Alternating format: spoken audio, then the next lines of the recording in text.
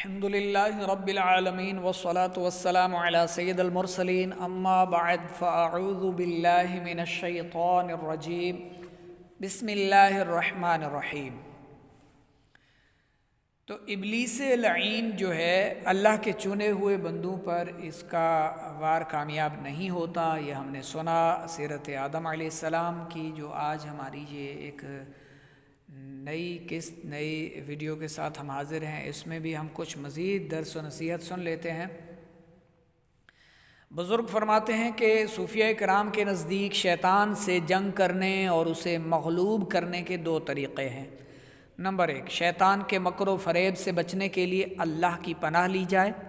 Number 2، شیطان سے مقابلہ کرنے، اسے دفع و دور کرنے اور اس کی تردید و مخالفت کرنے کے لیے ہر وقت تیار رہنا چاہیے، غافل نہ ہو۔ ہمارے علماء کرام فرماتے ہیں کہ شیطان سے مقابلہ کرنے اور اس پر غلبہ حاصل کرنے کے 3 طریقے ہیں۔ نمبر 1، شیطان کے مکر و فریب اور اس کی حیلہ سازیوں سے ہوشیار ہو جاؤ، علم حاصل کرو، کیونکہ جب تمہیں اس کی حیلہ سازیوں کا علم ہوگا تو وہ تمہیں نقصان نہیں پہنچا سکے گا۔ جس طرح چور کو جب معلوم ہو جاتا ہے کہ مالک مکان جاگ گیا ہے، اس کو میرے آنے کا علم ہو گیا ہے، تو اب چور بیٹھا نہیں رہتا، وہاں چوری کرتا نہیں پھرتا، بلکہ وہاں سے فوراً بھاگ جاتا ہے۔ نمبر 2، جب شیطان تمہیں گمراہیوں کی طرف بلائے تو تم اسے رد کر دو اور تمہارا دل قطعاً اس کی طرف متوجہ نہ ہو اور نہ تم اس کی پیروی کرو، کیونکہ شیطان لعین ایک بھونکنے والے کتے کی طرح ہے۔ اگر تم اسے چھیڑو گے تو وہ تمہاری طرف تیزی کے ساتھ لپکے گا اور تمہیں زخمی کر دے گا، اور اگر تم اس سے کنارہ کشی اختیار کر لو گے تو وہ خاموش رہے گا۔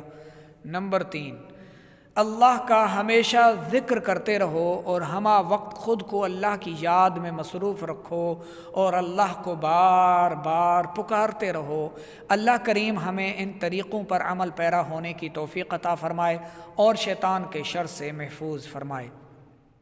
یہاں ایک اور بات بہت مفید طریقہ عرض کرتا چلوں۔ کسی سنی صحیح العقیدہ بعمل خوف خدا رکھنے والے شیخ کامل کے مرید بن جائیں اور اس کی صحبت میں بیٹھیں، جو خود شریعت کا پابند ہو، پرہیزگار ہو اور اپنے مریدین کو تربیت کرتا ہو، سمجھاتا ہو، سکھاتا ہو، اس کی صحبت اختیار کریں اور اس کی نصیحت پر عمل کریں۔ یوں ہی اچھے نیک لوگوں کو اپنا دوست بنائیں اور انہی کی صحبت میں اٹھیں بیٹھیں۔ برو جو گندے لوگ ہیں، برے لوگ ہیں، بروں کی صحبت شیطان کے بدترین اور مؤثر ترین جالوں میں سے ایک جال ہے۔ یہ برے دوست شیطان کے جالوں میں سے ایک جال ہے جس کے ذریعے وہ تمہیں پھنسا دے گا۔ انبیاء کرام علیہ السلام کے واقعات میں ہمارے لیے بہت سے درس اور نصیحتیں ہیں، لہٰذا ان واقعات کو درس حاصل کرنے کی نیت سے سننا چاہیے۔ یہاں کچھ مزید نصیحتیں عرض کرتا ہوں۔ حکم الہی کے مقابل قیاس کا استعمال۔ فرشتوں نے کسی پس و پیش کے بغیر حکم الہی پر فوراً عمل کرتے ہوئے حضرت آدم علیہ السلام کو سجدہ کیا، جبکہ شیطان نے کیا کیا؟ حکم الہی کو اپنی عقل کے ترازو میں تولا، اسے عقل کے خلاف جانا اور اس پر عمل نہ کر کے بربادی کا شکار ہوا۔ اس سے معلوم ہوا کہ حکم الہی کو من و ان اور چوں چراں کے بغیر تسلیم کرنا ضروری ہے۔ حکم الہی کے مقابلے میں اپنی عقل استعمال کرنا، اپنی فہم و فراست کے پیمانے میں تول کر اس کے درست ہونے یا نہ ہونے کا فیصلہ کرنا اور عقل کے مخالف جان کر عمل سے منہ پھیر لینا کفر کی دلدل میں دھکیل سکتا ہے۔ تکبر کی بھی یہاں مذمت کروں گا۔ ابلیس سے سرزد ہونے والے گناہوں میں بنیادی گناہ تکبر تھا۔ حدیث پاک میں ہے، تکبر حق بات کو جھٹلانے اور دوسروں کو حقیر سمجھنے کا نام ہے۔ شیطان نے بھی صالحین کی جماعت کو چھوڑا، علیحدہ ہو گیا صالحین کی جماعت سے۔ تو آج بھی اگر کوئی خود کو عالم کہے اور تکبر کرے اور دوسروں کو حقیر جانے، دوسروں کے عیب اچھالے، عیب نکالے، ان میں عیب نہ ہو تو تہمتیں لگائے، انہیں نیچا دکھانے کی بھرپور کوشش کرے، جلے کوڑھے اس پر کہ دنیا میں ان سب کی رسوائی ہو، باقی جو صالحین ہیں، اولیاء کاملین ہیں، نیک بزرگان دین ہیں، ان کی لوگوں کے دل میں حقارت پیدا ہو، خود بھی وہ حقیر سمجھے اور دوسروں کے دلوں سے بھی ان کی محبت نکالنے کی کوشش کرے، تو یہ کس راہ پر ہے وہ خود غور کر لے۔ تکبر کبیرہ گناہ ہے، اور جس کے دل میں رائی کے دانے کے برابر بھی تکبر ہوگا وہ جنت میں داخل نہ ہوگا، اور متکبروں کو قیامت کے دن لوگ اپنے پاؤں سے رون دیں گے۔ لمبی امیدوں سے نجات کا طریقہ۔ شیطان مردود کا بہت بڑا ہتھیار لمبی امیدیں دلانا ہے، چنانچہ وہ لمبے عرصے تک زندہ رہنے کی سوچ انسان کے دل دماغ میں بٹھا کر موت سے غافل، توبہ سے دور اور گناہوں میں مشغول رکھتا ہے، حتیٰ کہ اسی غفلت میں اچانک موت آ جاتی ہے اور گناہوں سے توبہ اور نیکی کرنے کی طاقت ہمیشہ کے لیے ختم ہو جاتی ہے۔ اس کا حل موت، قبر اور آخرت کی یاد ہے کہ بندہ موت کو کثرت سے یاد کرے، قبر کو یاد کرتا رہے، آخرت کی یاد میں مصروف رہے۔ تخلیقات الہی میں خلاف شرع تبدیلیوں کا شرعی حکم کیا ہے؟ اللہ کی پیدا کی ہوئی چیزوں میں خلاف شرع تبدیلیاں کرنا حرام ہے اور ان سے بچنا لازم ہے، جیسے لڑکیوں کا ابروؤں کے بالوں کو خوبصورتی کے لیے باریک کرنا حرام، چہرے وغیرہ پر سوئیوں کے ذریعے تل یا کوئی نشانی ڈالنا، کدوانا، مرد یا عورت کا بدن پر ٹیٹو بنوانا، مختلف خوشی وغیرہ کے مواقع پر چہرے کو مختلف رنگوں سے بگاڑنا، لڑکوں کا اپنے کان چھیدنا، لڑکیوں کا سر کے بال لڑکوں جیسے چھوٹے چھوٹے کاٹنا اور مرد کا داڑھی منڈانا، یہ سب اللہ کی پیدا کی ہوئی چیزوں میں خلاف شرع تبدیلیاں کرنا ہے اور یہ سب حرام ہے۔ اللہ کے انبیاء کرام کی گستاخی ایسا بڑا جرم ہے جس کی سزا میں زندگی بھر کی عبادت اور ریاضت برباد ہو جاتی ہے۔ دیکھا جیسے آپ نے سنا ابلیس کے بارے میں، ابلیس جیسے انتہائی عبادت گزار کا انجام، اس کی عبرت انگیز مثال آپ کے سامنے ہے۔ اب ہم ذکر کرتے ہیں حضرت حوا رضی اللہ تعالی عنہا کی تخلیق اور نکاح سے متعلق۔ ابلیس ملعون کو جنت سے نکالنے کے بعد حضرت آدم علیہ السلام کو وہاں آباد کر دیا گیا۔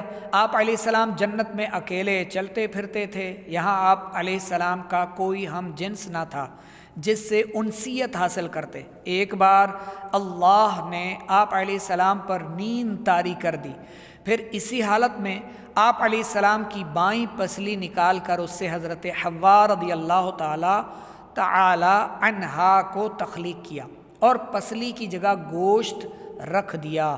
اس عمل کے دوران آپ علیہ السلام کو کسی تکلیف کا احساس تک نہ ہوا۔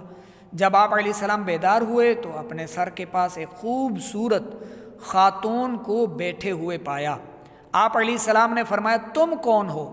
انہوں نے عرض کی میں عورت ہوں۔ فرمایا تمہیں کیوں پیدا کیا گیا ہے؟ عرض کی اس لیے کہ آپ علیہ السلام مجھ سے سکون حاصل کریں۔ فرشتوں نے آپ علیہ السلام کے علوم کی وسعت معلوم کرنے کے لیے عرض کی ان کا نام کیا ہے؟ ارشاد فرمایا حوا رضی اللہ تعالی عنہ۔ عرض کی ان کا نام حوا کیوں ہے؟ ارشاد فرمایا کیونکہ یہ ایک زندہ وجود سے پیدا کی گئی ہے۔ یاد رہے کہ حضرت حوا رضی اللہ عنہ چونکہ مرد و عورت والے باہمی ملاپ سے پیدا نہیں ہوئی ہیں، اس لیے یہ حضرت آدم علیہ السلام کی اولاد نہیں ہیں، یعنی مرد و عورت کے باہمی ملاپ سے پیدا نہیں ہوئیں بلکہ آپ کی پسلی سے پیدا ہوئیں، تو لہٰذا انہیں یعنی حضرت آدم علیہ السلام کی یہ اولاد نہیں ہیں۔ حضرت حوا کی تخلیق کا ایک اہم مقصد یہ تھا کہ حضرت آدم علیہ السلام ان سے سکون حاصل کریں اور ان کی تنہائی دور ہو، جیسا کہ قرآن پاک میں پارہ 9 سورۃ الاعراف میں اللہ رب العزت آیت نمبر 189 میں ارشاد فرماتا ہے هو الذی خلقکم من نفس واحدۃ وجعل منها زوجها لیسکن الیہا، وہی ہے جس نے تمہیں ایک جان سے پیدا کیا اور اسی میں سے اس کی بیوی بنائی تاکہ اس سے سکون حاصل کرے۔ حضرت آدم علیہ السلام کا جب حضرت آدم علیہ السلام نے حضرت حوا رضی اللہ عنہا کی طرف دست محبت بڑھانے کا ارادہ کیا تو فرشتوں نے عرض کی اے آدم ٹھہر جائیں، پہلے ان کا مہر ادا کریں۔ آپ علیہ السلام نے فرمایا ان کا مہر کیا ہے؟ فرشتوں نے عرض کی ان کا مہر یہ ہے کہ آپ ہمارے سردار محمد مصطفیٰ صلی اللہ علیہ وآلہ وسلم پر 3 یا 10 مرتبہ درود پاک پڑھیں۔ چنانچہ آپ علیہ السلام نے درود پاک پڑھا، اور فرشتوں کی گواہی سے آپ علیہ السلام کا حضرت حوا رضی اللہ عنہا سے نکاح ہو گیا۔ اس سے معلوم ہوا کہ نبی کریم صلی اللہ علیہ وآلہ وسلم ہر موجود چیز کے لیے وسیلہ ہیں، یہاں تک کہ اپنے والد حضرت آدم علیہ السلام کا بھی وسیلہ ہے۔ درود پاک پڑھنے کو مہر شمار کرنا حضرت آدم علیہ السلام کے لیے تھا، جبکہ ہمارے لیے حکم یہ ہے کہ درود پاک پڑھنا، تلاوت قرآن کرنا، قرآن مجید یا علم دین پڑھنا، پڑھانا اور حج و عمرہ کروانا عورت کا مہر شمار نہیں ہو سکتے۔ حضرت حوا رضی اللہ عنہا کے فضائل سماعت فرمائیں۔ نمبر 1، آپ رضی اللہ تعالی عنہا کی تخلیق بھی ماں باپ کے بغیر ہوئی اور جنت میں ہوئی۔ نمبر 2، انسانوں میں سب سے پہلی عورت کا اعزاز آپ رضی اللہ عنہا کو حاصل ہے۔ نمبر 3، آپ رضی اللہ عنہا کا نکاح پہلے انسان اور نبی حضرت آدم علیہ السلام سے ہوا اور وہ بھی جنت میں۔ نمبر 4، آپ رضی اللہ عنہا کا نکاح فرشتوں کی گواہی سے ہوا۔ نمبر 5، آپ رضی اللہ عنہا کا مہر حضور پر نور صلی اللہ علیہ وآلہ وسلم پر درود پاک پڑھنا مقرر ہوا۔ نمبر 6، آپ رضی اللہ عنہا ام البشر یعنی حضرت آدم علیہ السلام کی تمام اولاد کی ماں ہیں، یہ شرف آپ کو حاصل ہے۔ درس و نصیحت، حضرت حوا رضی اللہ عنہا کی پیدائش کا مقصد یہ بیان ہوا کہ حضرت آدم علیہ السلام ان سے سکون حاصل کریں۔ قرآن کریم میں دیگر عورتوں کی پیدائش کا بھی ایک مقصد یہی بیان ہوا ہے کہ شوہر ان سے سکون حاصل کرے، لہٰذا بیوی کو چاہیے کہ وہ شریعت کے دائرے میں رہتے ہوئے ہر اعتبار سے اپنے شوہر کے آرام اور سکون کا لحاظ رکھے اور کوئی تکلیف نہ دے، اور شوہر کو چاہیے کہ بیوی کو خدا کی نعمت سمجھے اور اس کے حقوق ادا کرے، اور اگر بیوی کی طرف سے کوئی تکلیف پہنچے تو برداشت اور صبر و تحمل کا مظاہرہ کرے۔ کئی لوگ ایسے ہیں جاب سے واپس آتے ہیں، جھڑک کر بات کرتے ہیں، موبائل میں بیزی ہو جاتے ہیں، عورت کو نہ تو قریب بٹھاتے ہیں، نہ بات چیت کرتے ہیں، نہ اس سے انسیت حاصل کرتے ہیں، اور موبائل میں پتہ نہیں کن کو میسج کر رہے ہوتے ہیں۔ تو ایسے مردوں کو چاہیے کہ اللہ سے ڈریں، اس کے قہر و غضب سے ڈریں، عذاب سے ڈریں۔ جو نعمت اللہ نے آپ کو دی ہے، نکاح کے ذریعے آپ پر حلال ہے، آپ کے پاس ہے، اس کو وقت دیں، اس سے بات چیت کریں، نہ کہ آپ گھر میں بھی موبائل پر مصروف رہیں، فیس بک، ٹک ٹاک، یوٹیوب پر مصروف رہیں، میسنجر پر لگے رہیں۔ ایسا کرنا آپ کے لیے مسلمان ہونے کے ناطے درست نہیں ہے۔ پہلے آپ اپنے بیوی بچوں کو وقت دیں، ان کے پاس وقت گزاریں، ان کی حاجات پوری کریں، ان کی خواہشات کا احترام کریں، اور اپنی اولاد کا، اپنے بیوی بچوں کا حقوق ادا کرتے ہوئے پھر اگر آپ کے پاس وقت میسر ہے، وقت بچ جاتا ہے، تو آپ کتب کا مطالعہ کریں، یا پھر موبائل کے ذریعے علم دین حاصل کرنے کے لیے آپ اچھی ویب سائٹ پر اچھی چیزیں سننے سمجھنے کے لیے کوئی حرج نہیں۔ لیکن یہ تو نہ ہو کہ آپ بیوی بچوں کو بس ٹائم ہی نہ دیں۔ ٹچ موبائل آ گیا جب سے، تو آپ بس ٹچ موبائل کے ہی ہو کر رہ گئے۔ اور بہت سارے لوگوں کی یہ شکوہ شکایات آتی ہیں، جیسے ہمارے شرعی گروپ ہیں، وہاں پر بہت سارے مرد حضرات کہتے ہیں میری بیوی جو ہے وہ چڑچڑی ہو گئی ہے، ناراض ہو کر میکے چلی گئی ہے، یہ ہو گیا وہ ہو گیا۔ بہت ساری خواتین کے اس طرح سے سوالات آتے ہیں، شوہر حضرات جو ہے وہ ٹائم نہیں دیتے، وقت نہیں دیتے، عزت نہیں کرتے، جھڑکتے ہیں، گالیاں دیتے ہیں، انسلٹ کر دیتے ہیں، تانے دیتے ہیں۔ تو اس طرح کے معاملات سننے میں آتے ہیں۔ وجہ کیا ہے؟ وہ موبائل میں بیزی رہتا ہے، بس اسے فرصت نہیں ہوتی۔ وہ موبائل، ٹچ موبائل نے آپ سے کیا کچھ نہیں چھینا، کن کن چیزوں سے آپ کو دور کر دیا۔ تھوڑی دیر کے لیے سوچئے گا ضرور، اور ضرور وقت دیجئے جن کے لیے وقت نکالنا آپ کے لیے لازم ہے۔ یہ جو موبائل میں آپ دیکھ رہے ہیں، یہ کافرہ ہیں یا غیر مسلم عورتیں ہیں جو موبائل میں آپ کو بے ڈھنگے کپڑوں میں نظر آ رہی ہیں، بے لباس نظر آ رہی ہیں، یا مٹکتی چلتی پھرتی گاتی ناچتی کودتی پھدکتی ہوئی آپ کو نظر آ رہی، یہ سب غیر مسلم ہیں۔ اور اگر کوئی مسلمان بھی ہے تو نام کی مسلمان ہے، اب اس کا ایمان رہا یا نہیں رہا اس کا اللہ کو علم ہے، ہم اس کا فیصلہ نہیں کر سکتے کہ وہ آپ مومنہ ہیں یا نہیں ہیں۔ جو فحاشی پھیلا رہی ہیں، جو بے پردگی پھیلا رہی ہیں، جو لوگوں کے سامنے آ رہی ہیں، لوگ اسے دیکھ رہے ہیں۔ ایک عورت کے لیے کتنے پرپوزل پھر بھیجے جاتے ہیں، اس طرح کے بھی بہت سارے میسج آتے ہیں۔ ایک شخص کا کہنا ہے کہ اس کی بیوی کو جو ہے وہ بور ہو جاتی تھی موبائل پر، میں نے ٹک ٹاک بنا کر دیا، اب اس نے ٹک ٹاک پر ہی جو ہے وہ اتنے فالوور بنا لیے، اب اسے ایک ساتھ 10-15 لوگوں کے پرپوزل آ گئے، 10-15 لوگ اس سے شادی کرنا چاہتے ہیں۔ اب وہ عورت کہاں جائے اور اس کا شوہر کہاں جائے؟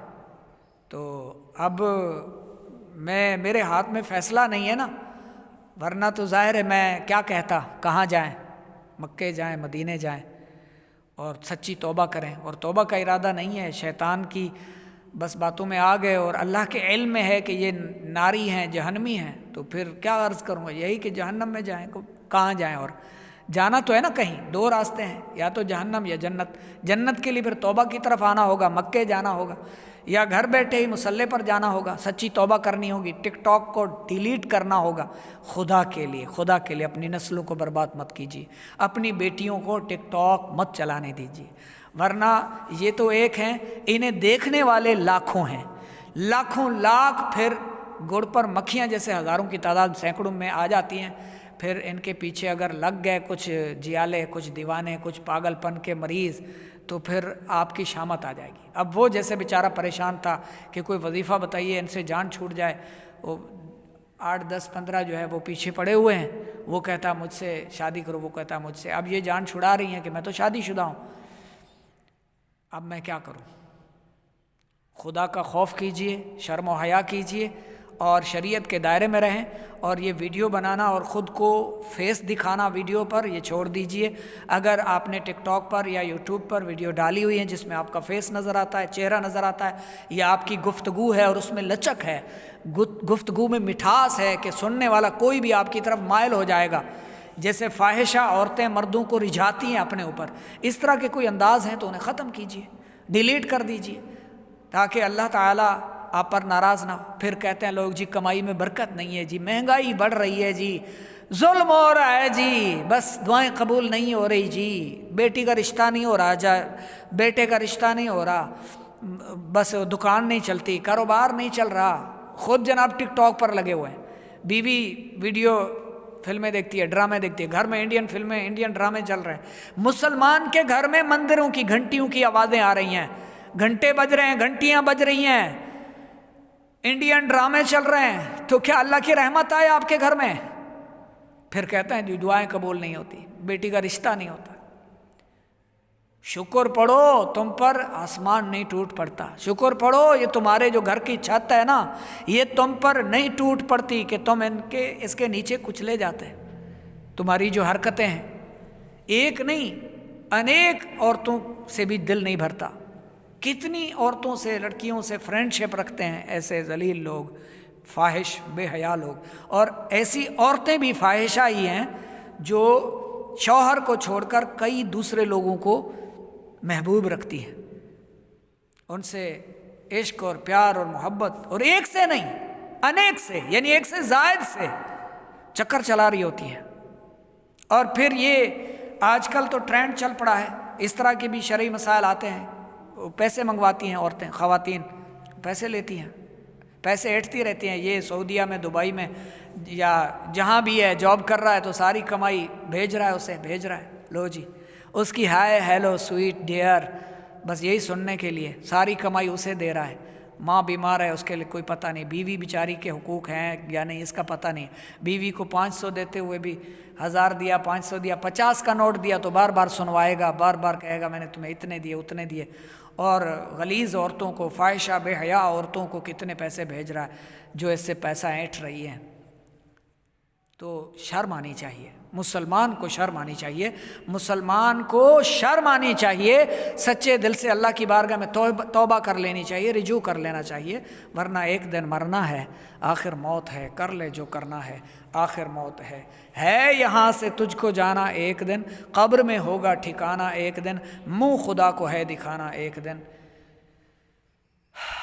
دن مرنا ہے، آخر موت ہے۔ بیوی کو منا لیجئے، گھر والوں کو منا لیجئے، ان کے حقوق ادا کیجئے، اور گندی عورتوں سے تعلق ختم کیجئے، اور جو عورتیں مردوں سے تعلق رکھتی ہیں، اگر تم مسلمان ہو اے مسلمان عورتوں، اگر سچے دل میں تمہارے دل میں ایمان ہے، واقعی تم مومنہ ہو، تو خدا را تمہارا چہرہ تمہارے شوہر کے علاوہ کوئی نہ دیکھ پائے۔ ہر ایک کو چہرہ مت دکھاؤ، ہر ایک کو اپنے انداز، اپنے چلنے پھرنے کے اور اپنی حیات، اپنے جسمانی اعضاء مت دکھاؤ۔ یہ بے حیائی ہے، یہ فحاشی ہے، یہ جرم ہے، یہ حرام ہے، اور جہنم میں لے جانے والا کام ہے۔ اللہ اور اس کا حبیب ناراض ہو گئے، اندھیری قبر میں آگ بچھا دی گئی تو بہت پچھتاؤ گے۔ یہ فالورز وہاں کام نہیں آئیں گے، یہ یوٹیوب پر یا فیس بک پر آپ کو لائک اور فالو کرنے والے، اور ٹک ٹاک اور سنیک ویڈیو پر آپ کا ساتھ دینے والے، یہ قبر میں آپ کے ساتھ نہیں ہوں گے، بلکہ ان کے ذریعے ممکن ہے آپ پھنس جائیں، عذاب کا شکار ہو جائیں۔ ابھی سوئی چبھ جائے آپ سے برداشت نہیں ہوتی، پیٹ میں درد ہو آپ سے برداشت نہیں ہوتا، کان میں درد ہو جائے آپ سے برداشت نہیں ہوتا، آنکھوں میں پیاز کا دھواں چلا جائے آپ رونے لگتی ہو، برداشت نہیں ہوتا، پھر اتنی ڈھیٹ کیوں ہو گئی ہو، اتنی فاحشہ، اتنی بے حیائی کہ نہ خدا کا خوف ہے، نہ خوف خدا، نہ شرم مصطفیٰ، کوئی ڈر نہیں، اللہ کے عذاب سے ڈر نہیں لگتا۔